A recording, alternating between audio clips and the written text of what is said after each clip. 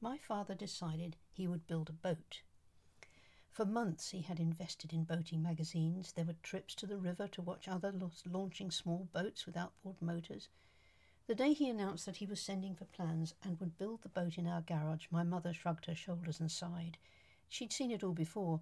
She knew that when my father had something in his mind, nothing would shift him. So she just gave in and hoped that nothing too disastrous would occur. She was never very enthusiastic about his schemes, but I was. I always caught his excitement. He became obsessively engrossed in the new project and seemed to forget everything else. In due course the plans arrived. They were spread out on the kitchen table and we worked out the quantities of wood that would have to be purchased. The plans included templates for the main timbers and for the decking. The boat itself would be 14 feet long, made of mahogany and marine-based plywood. It was to be propelled by an outboard motor, horsepower of which would be decided at a later date. I think this was to save my mother from undue worry. There would be red leather seats, a steering wheel and controls on the dashboard. The first job, of course, was to clear the garage.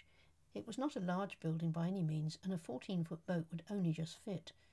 The garage smelt of grease and damp, and there was large spiders in dusty black webs on the ceiling, but to me it was just magical. The drawings were duly laid out, the timber delivered and cut to the templates. Slowly the boat took shape. My mother brought out trays of tea and biscuits to keep the builders happy. The days passed, and I remember when the marine ply was screwed to the hull.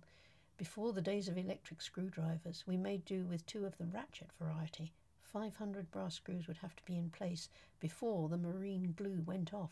We had about 20 minutes to complete the job.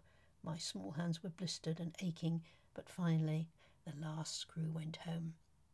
As launch day approached, excitement was intense. The outboard motor arrived one Saturday morning, a gleaming black monster with large gold letters informing other craft users that our boat was to be powered by a 35 horsepower motor.